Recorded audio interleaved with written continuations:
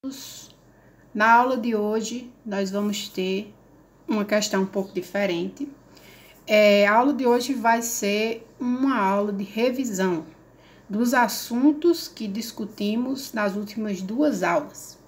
Então, os temas da aula de hoje, né? Vou repassar para vocês os temas do pioneirismo ibérico e as navegações e o assunto dos povos e culturas pré-colombianos. Nós vamos repassar aqui as questões mais importantes, né? E por que isso? Porque na nossa próxima aula, né, na aula depois dessa, nós vamos fazer um pequeno exercício, tendo como base estes dois assuntos, né? Então, é importante que vocês, primeiro, assistam essa revisão e, segundo, após assistirem essa revisão, vão até os seus cadernos e releiam os resumos, certo? Para que vocês, na próxima aula, tenham condições de responder corretamente os exercícios propostos. Então, vamos lá. Na questão do pioneirismo ibérico, né? Eu coloquei para vocês lá, no resumo, a primeira questão, né? A questão mais importante, é por que Portugal e Espanha saíram na frente na corrida das grandes navegações. Então, a primeira questão sobre isso, né, a resposta dessa primeira questão, ela vem em alguns tópicos, né? O primeiro tópico da resposta é porque eles estavam bem localizados na Península Ibérica, uma região banhada pelo Oceano Atlântico. Então, essa é a primeira parte da resposta dessa questão. Então, como vocês se lembram na nossa aula, né, eu mostrei a vocês aqui. Aqui está, né, Espanha e Portugal, localizados aqui na Península Ibérica, na Europa. E da Península Ibérica, eles têm um caminho livre, né, aberto para o Oceano Atlântico. Aqui nessa questão, vale mencionar o seguinte. Se vocês forem pegar essa questão de terem um caminho aberto para o Atlântico, existem outros dois países que também têm esse caminho aberto, né, na Europa, que é aqui no mapa a Inglaterra e a França. Então, por que Inglaterra e França não conseguiram ser esses pioneiros, né? Por que será? Porque no momento em que se dão as grandes navegações, esses dois países estavam se recuperando de guerras. A Guerra dos 100 Anos, travadas entre França e Inglaterra, e a Guerra das Duas Rosas, travada entre uma disputa interna dentro da Inglaterra. Então, enquanto esses dois países estavam se recuperando e se organizando, né, enquanto nações, a Espanha e Portugal tiveram melhores condições de serem esses pioneiros. Então, só para responder essa questão assim, que surge, né? Por que mesmo outros países tendo também condições de serem pioneiros das navegações, Portugal e Espanha foram, de fato, esses pioneiros. A outra questão é a questão da centralização política, né? Então, o que acontece no século XV e XVI é que vai haver a unificação dos reinos de Navarra e Aragão, que dão origem à monarquia nacional espanhola. Então, até esse momento, a Espanha era constituída por uma série de reinos, pequenos reinos, que viviam em batalha, né? Viviam guerreando. Só que nesse contexto, a união dos reinos de Navarra e Aragão, que vai se dar através do casamento, né, dos reis, desses dois reinos, e essa união vai fazer com que esses dois reinos se tornem os mais importantes, né, os mais poderosos, e consigam conquistar, consigam dominar todos os outros reinos espanhóis e construir a monarquia nacional espanhola. Então, essa é uma questão muito importante, né? A Espanha se unifica através dessa unificação de Navarra e Aragão. Já Portugal, através da dinastia de Avís, né, vai também conseguir sua unificação e com o apoio de mercadores, né, dos mercadores, desse grupo de ricos comerciantes. Essa dinastia vai conseguir também unificar Portugal. Isso vai permitir uma centralização dos investimentos, Ou seja, o rei pode reunir todos os bens da nação e investir esses bens da melhor forma que ele achar. E isso também vai gerar uma paz no reino, né? Então, enquanto que, por exemplo, já dei o exemplo lá da França e da Inglaterra, estavam envolvidos em guerras internas, Espanha e Portugal estavam em paz, né? O país estava em harmonia. E isso foi importante para que eles fossem os primeiros a conseguirem empreender, né? O termo correto é empreender as grandes navegações, porque as grandes navegações, ela não é um processo de aventura somente, né? Não eram pessoas loucas que de uma hora para outra decidiram, não, vamos navegar pelo Oceano Atlântico, vamos nos arriscar. Não, foi um processo pensado como um investimento, né? Como um empreendedorismo, que é uma palavra que nós temos hoje, mas que na época era visto como um investimento, tanto dos reis, da coroa, quanto dos mercadores. Outro ponto importante que a gente tem que mencionar é a questão do conhecimento especializado, né? Então, até aqui a gente já discutiu a questão da localização estratégica, da centralização política, e agora vamos discutir a questão do conhecimento especializado. Então, nesses países, em Portugal e Espanha, mas sobretudo em Portugal, existiam já algumas instituições que formavam técnicos especialistas. No caso de Portugal, existia a Escola dos Navegantes e existia a Universidade de Coimbra, que formavam esses técnicos em navegação, ou seja, pessoas que eram formadas especialmente para a prática da navegação.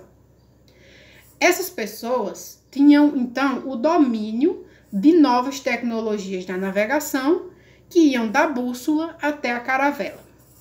Então, nesse contexto, como nós vimos na nossa aula, surgem diversos equipamentos novos que trouxeram uma grande revolução, né, no processo de navegar e permitiram que a navegação fosse feita em oceanos como o Oceano Atlântico.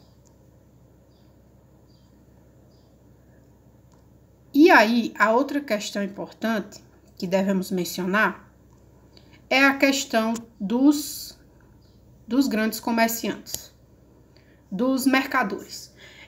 Tanto em Portugal quanto em Espanha, juntamente com o poder dos reis, o poder econômico dos reis, existia o poder, a força econômica de um grupo chamado mercadores, né? Ou seja, grandes comerciantes. Essas pessoas, elas tinham uma quantidade muito grande de dinheiro, né? Eles eram ricos e eles tinham como investir nesses grandes projetos. E qual era o interesse desse grupo, dessa classe social em investir nesses projetos? Que, lembrando novamente, eram projetos, além de muito caros, eram projetos muito arriscados.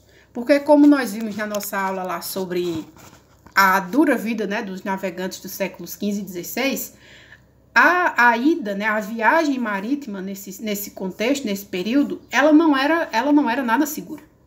Ela estava sujeita a muitas intempéries, a muitos problemas. Então, esses mercadores, eles realmente investiram assim numa aventura que poderia ter dado muito errado, mas que no final das contas, mesmo com todos os problemas, né, que aconteceram, né, com os problemas que tiveram, no final acabou dando certo, né? Então, esses mercadores, eles tinham esse interesse em investir, né, em investir nas grandes navegações. Para quê? Para que eles tivessem condições de ter uma nova rota comercial. Nova rota comercial no sentido de que seria um novo caminho para que as mercadorias que eles precisavam, né, que eles importavam da China e da Índia, pudessem atravessar, né, fazer uma travessia desses países para chegar até a Europa. Esse trajeto, né, esse percurso, ele antes era feito por terra, através ali do Oriente Médio. Mas aí, no contexto do século XV, o Oriente Médio já começava a ser dominado pelos povos islâmicos. E isso prejudicou os negócios desses comerciantes. Então, eles passaram a pensar em fazer travessias de mercadorias através dos oceanos, sobretudo o Oceano Atlântico. E para fazer isso, eles tiveram que investir pesadamente nessas tecnologias e nessas grandes navegações, né, para que se estabelecesse uma rota segura para esse comércio da Europa com a Ásia. Então, como é que foi feito isso, né? Quais foram as etapas? Quais foram as principais navegações que aconteceram no período?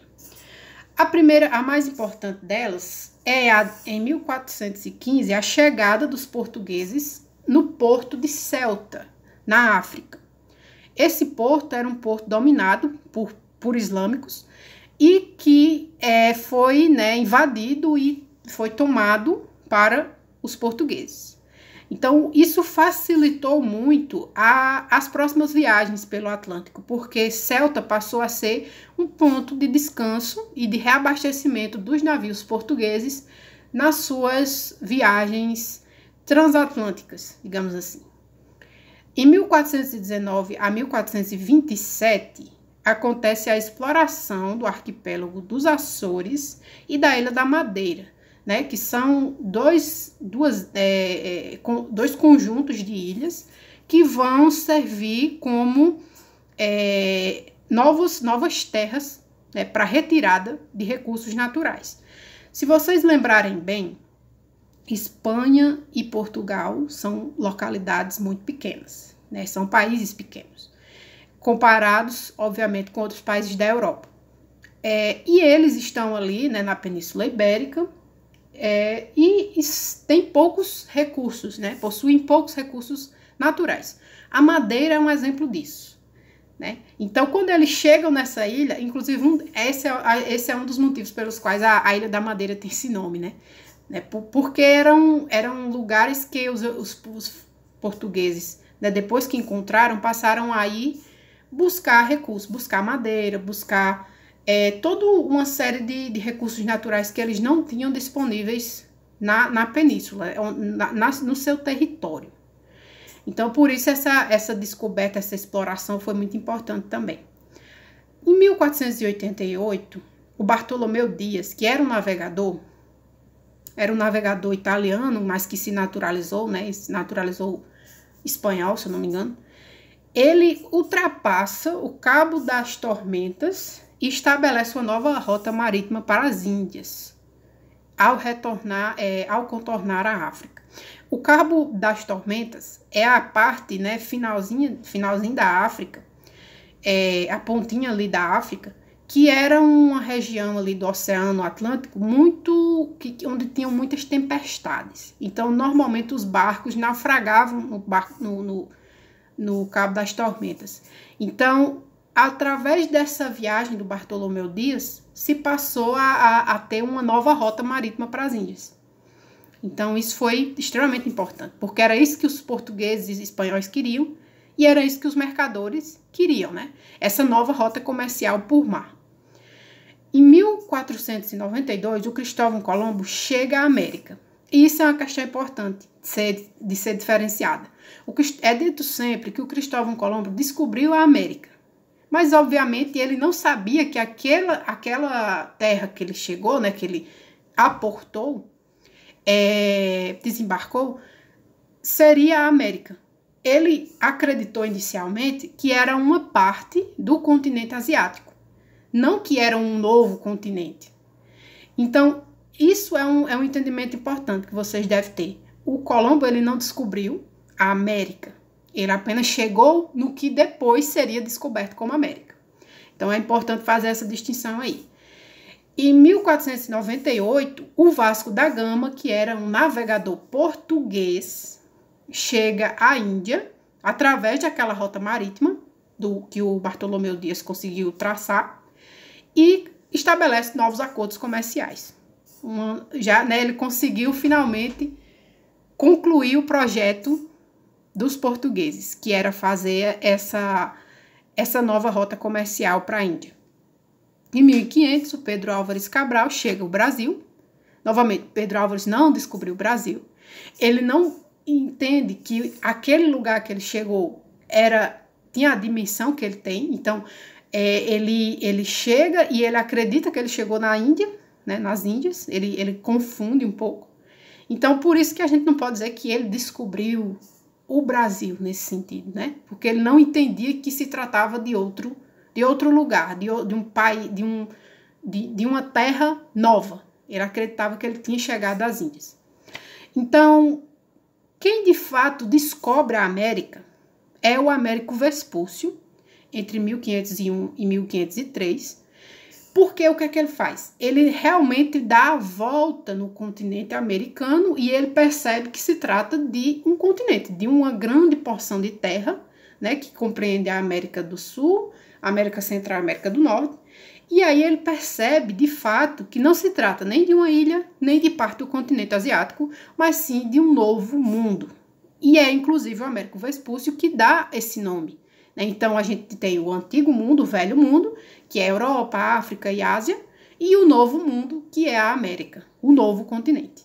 Então, é importante vocês entenderem essa diferença, né? Então, Américo Vespúcio descobre a América. E até por isso que se chama América, né? Em homenagem à ilha.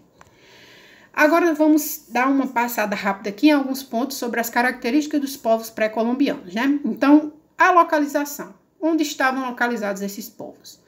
Eles estavam localizados em 3 regiões principais. A região da Mesoamérica, que compreende ali a região do México e a América Central. A região andina, que compreende, né, obviamente, a região dos Andes, né, da Cordilheira dos Andes, que fica ali no Chile. E a região amazônica e do Alto Xingu, que compreende parte do Brasil, né, e dos países ali que constitui a região amazônica, na América do Sul. A sociedade desses povos, ela tinha uma estrutura de pirâmide, no sentido de que a parte de cima era composta pelos grupos mais poderosos e a parte de baixo pelos grupos menos poderosos. E também no sentido de que, né, quando a gente pensa na pirâmide, a parte de cima ela é menor e a parte de baixo é maior. Então, a parte de cima são os grupos com menos indivíduos, né? Então, geralmente, os chefes militares, eles eram uma pessoa, 2 pessoas. Os sacerdotes eram poucas pessoas também. E o grosso da população era composto por trabalhadores e escravos. Então, por isso que a pirâmide, ela é uma representação dessas sociedades que tinham classes sociais, né? Classes sociais bem definidas. Então, nessas sociedades, os chefes, os líderes da sociedade, eram geralmente militares, no sentido de que eram grandes guerreiros. Então, originalmente, o que se tem é que um grande guerreiro, ele constrói, né, um grupo ao redor de si e ele passa a dominar aquele grupo. E esse domínio, ele com o tempo, passa a se transformar numa tradição familiar. Então, existe o grande guerreiro, e a partir do grande guerreiro vai sendo a chefia, né, daquele grupo, ele vai sendo passado de geração em geração da família desse guerreiro. Então, o chefe geralmente ele é da família de um ancestral que constituiu aquele grupo. Se é que vocês me entendem, né? Então, tem um grupo e esse grupo ele é formado por um guerreiro e esse guerreiro dá origem a uma linhagem, né? A uma família que vai dominando geração após geração. Abaixo dos guerreiros, dos chefes guerreiros, estavam os sacerdotes. Os sacerdotes eram os chefes religiosos dessas sociedades. E eles estavam quase em pé de igualdade com os chefes, porque eles exerciam um papel muito importante. O papel dos sacerdotes era de fazer a ligação entre os deuses e os homens. Então, cabia a eles, o papel deles na sociedade era de interpretar os sinais dos deuses e agradar aos deuses, para que eles não se enfurecessem com os seres humanos, né? Porque se isso acontecesse, poderia dar muito errado. Então, os sacerdotes eram figuras muito importante, mega importante. Depois deles vinham os trabalhadores, né? Esses trabalhadores eram massivamente, né, a grande maioria eram agricultores, né? Porque essas sociedades elas eram muito mais agrícolas do que urbanas.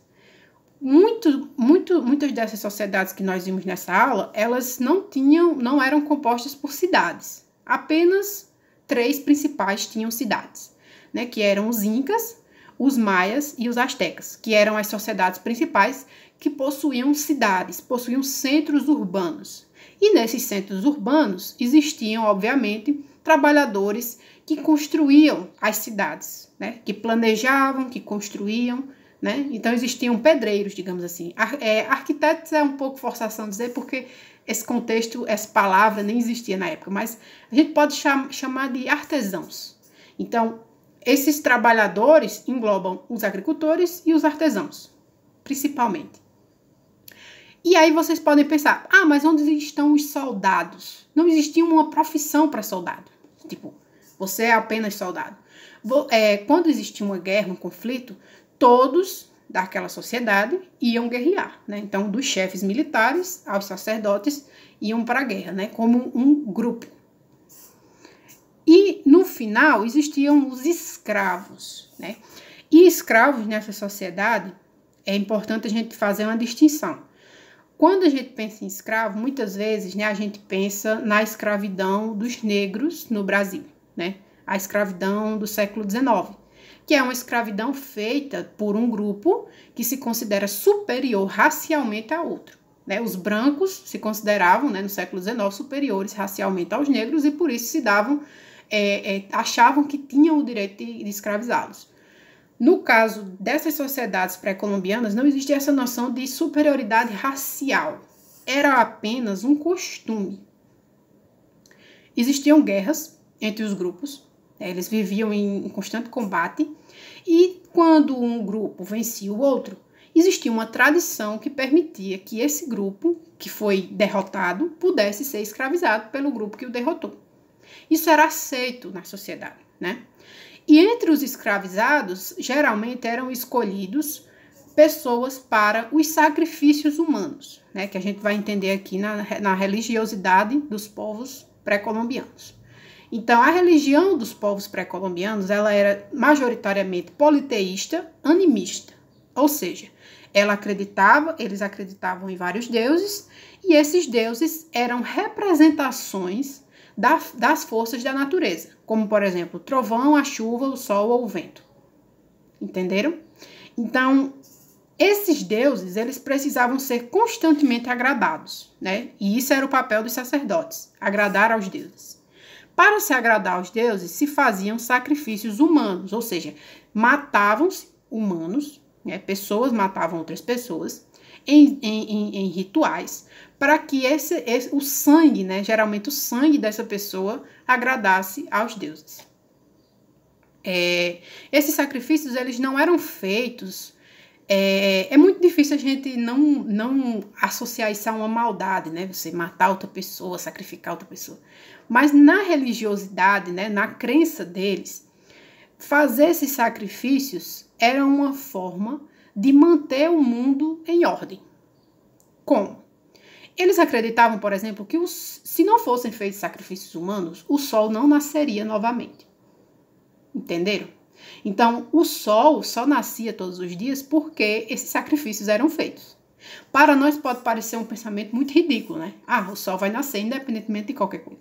Mas para essas populações, para o pensamento deles, era algo que fazia sentido, né? Acreditar que o sol só nascia devido a uma questão dos deuses, né? Os deuses permitiam que o sol nascesse, então se os deuses não quisessem, o sol não nasceria. Então é uma questão aí interessante, né? Cada cultura possui suas próprias crenças. Inclusive, só lembrando, as pessoas que eram sacrificadas normalmente acreditavam ser uma honra muito grande ser sacrificada. Então, apesar delas serem mortas, e muitas vezes mortas em um processo muito doloroso, há registros, né? Se dizia que era uma honra morrer sendo sacrificado. Uma honra maior ainda do que morrer normalmente, né? Morrer de causas naturais. Isso levaria a uma vida após a morte mais digna. A economia dessas civilizações era composta por uma agricultura diversificada, ou seja, eles plantavam diversos tipos de gêneros alimentícios, né, milho, enfim, e havia também as trocas de mercadorias, né? Então não existia um comércio no sentido moderno, né, que é feito através de dinheiro, enfim, era feito através da troca de mercadorias. Então, se uma população poderia plantar uma quantidade X de milho, por exemplo, e aquela quantidade acabar sendo mais do que suficiente para alimentar a todos. Então, esse grupo poderia trocar contra o grupo esse milho, que é excedente, né? E tomar em troca, né? Ter em troca abóboras. Então, assim era feito o comércio entre esses povos. Aqui eu vou falar brevemente sobre as questões, né, das artes e dos conhecimentos. Os povos pré-colombianos, eles eram muito habilidosos em esculpir em ouro, prata e pedra. Eles também eram muito habilidosos com relevos, ou seja, fazer um desenho, esculpir um desenho numa rocha, numa pedra, e desenhos no solo, como por exemplo as linhas de Nazca, que são desenhos gigantescos feitos no deserto, né, que até hoje não se sabe muito bem como é que essa população conseguiu fazer isso, né, conseguia fazer, como é que era a técnica para fazer esses desenhos. Eles eram habilidosos em matemática, em astronomia e possuíam cada um uma espécie de escrita. Não como a que temos hoje, mas que também tinha a mesma função, né, de comunicar. A arquitetura e as tecnologias. Então, eles tinham, né, alguns desses povos, sobretudo os maias, os incas e os astecas, tinham a prática de construção de pirâmides, que eram seus altares de sacrifício, né? Eles construíam pirâmides bastante altas, e em cima da pirâmide era onde se realizava o sacrifício dos humanos, né? O sacrifício humano. Os palácios também eram grandiosos. Cidades planejadas, como nós vimos, né? A mais famosa dela é Tenochtitlan, dos astecas, a capital asteca. Uma cidade planejada, bastante complexa. E também, sobretudo, os incas tinham a construção de pontes estas que muitas delas duraram até o século passado, né? Então, são pontes construídas ali entre o século XV e século XVI que duraram até o século XX, né? São quantos séculos de existência? Além disso, muitos desses povos praticavam a irrigação. Então, portanto, eram povos muito, muito habilidosos, povos muito complexos, povos muito ricos culturalmente e que deixaram para nós, habitantes atuais das Américas do Sul e Central, um grande legado cultural, um grande legado histórico. Que agora, né, a partir das próximas aulas, nós vamos entender como todo esse legado foi ameaçado pelo domínio dos europeus que vão agora chegar, né, nas Américas e vão dominar esses povos. Então é isso, pessoal. Nossa revisão acaba aqui. Espero que vocês tenham compreendido as temáticas e na próxima aula nós nos vemos apenas para realizar a nossa tarefa, a nossa atividade. Espero que todos vocês participem, porque essa atividade ela vai ser, né, contabilizada posteriormente como horas e tal, e isso, no final das contas, nós vamos conseguir passar por esse período sem nos atrasarmos tanto no nosso ano letivo, né? Nós temos que ter uma esperança de que esse ano letivo não está perdido totalmente e para isso nós estamos fazendo essas atividades.